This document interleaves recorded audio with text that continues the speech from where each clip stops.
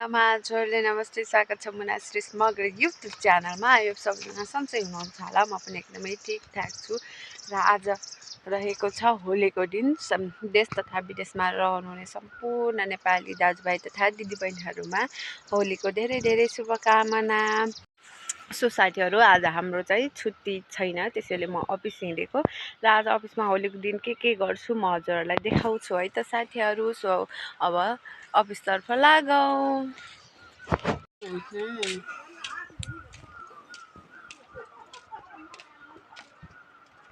चाहिँ म बारी नगइज त्यसलाई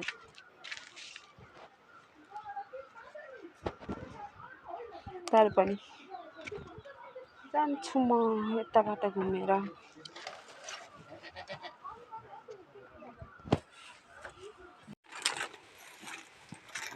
साथीहरू, यहाँ चाहिँ किम्मो पाकिरहेको छ। म चाहिँ टिप्न जाँदैछु। कति टिप्छु थाहा छैन साथीहरू। टिप्नको लागि प्लास्टिक लिएर आएको छु। कति नै छ थाहै छैन। यो हो किम्मोको बुट्टा, यस्तो छ। यतातिर पनि छ। मेरो कति पाकेको रहेछ। पाकेको मात्रै टिप्छु है त साथीहरू म।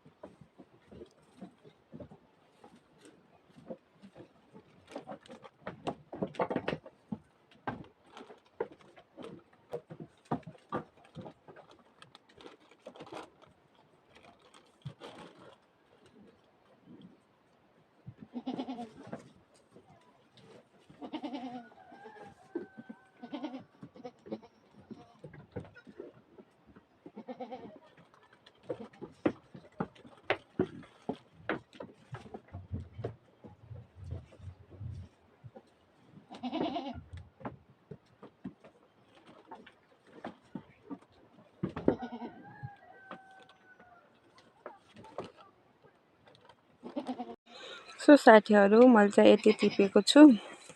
किनकि अझै राम्रोसँग पाकेको छैन, अरू चाहिँ हल्का हल्का पाकेको मात्र टिपिरहेको। सो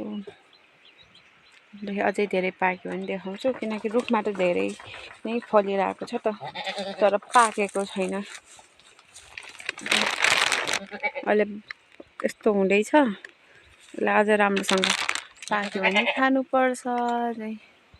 पोहोरको भन्दा त हल्का कम नै फलिरहेको छ, र पनि फलेकै छ साथीहरू।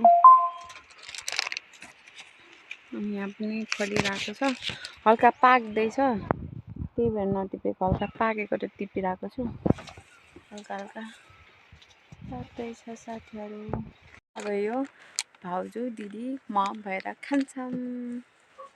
सो घरतर्फ लगाऊ। भाउजूले बाख्रा नजाओस् भनेर यसरी बारिदिनु भएको छ। गाह्रो छ भित्र बाहिर गर्नु।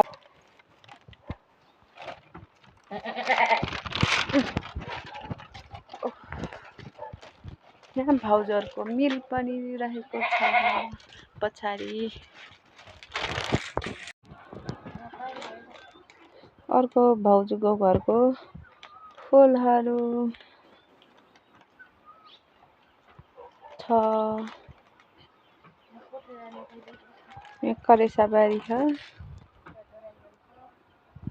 यहाँ ड्रागन फ्रुट टिपे होइन, हल्का हल्का पाकेको टिपेको। अलिअलि पाकेको त त्यही छाडिदिएको। भोलि पर्सि दिनदिनै अब त्यही जाने काम हो। लनुस् खाइसियो के गर्दा नि।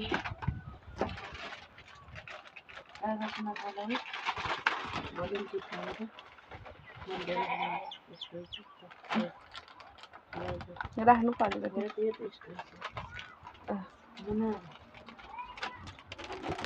मलाई हो होइन, केटाकेटी हो, त्यसो मलाई बोलाएको भन्नुहुन्छ भने गयो। दिदी जानुभयो नि।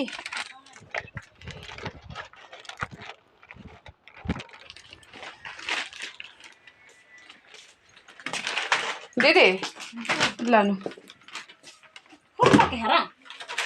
पाक्दैछ, त्यस्तो पाकेन आमा कतिवटा स्ट्रबेरी